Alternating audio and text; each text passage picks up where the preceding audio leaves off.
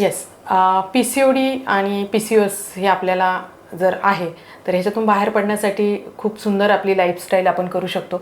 सकाळी मॉर्निंगला लवकर उठणे, कोमट पाणी घेणे, एक्सरसाइज करणे, चांगलं फूड इंटेक करणे, बेकरी आयटम्स जे आपण सांगितले ते स्किप करणे, हाय प्रोटीनयुक्त फूड आहारामध्ये त्यांचा समावेश करणे, फ्लेक्स सीड्स, चिया सीड्स यांचा समावेश करणे, हे छोटे छोटे बदल आपल्या शरीरामध्ये खूप चांगले आयुष्यामध्ये परिणाम करत असतात.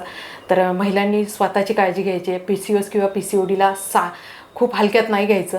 तर त्याच्यावरती नक्कीच काम करायला हवं प्रत्येक महिलेने. PCOD आणि PCOS ओळखायचं कसं हे तुम्हाला मी पहिल्या सिरीजमध्ये सांगितले. महिलांना मी सांगेन PCOD PCOS असे काही तुम्हाला एक जरी सिम्पटम्स दिसत असेल तर नक्कीच तुम्ही आमच्याशी संपर्क करू शकताय.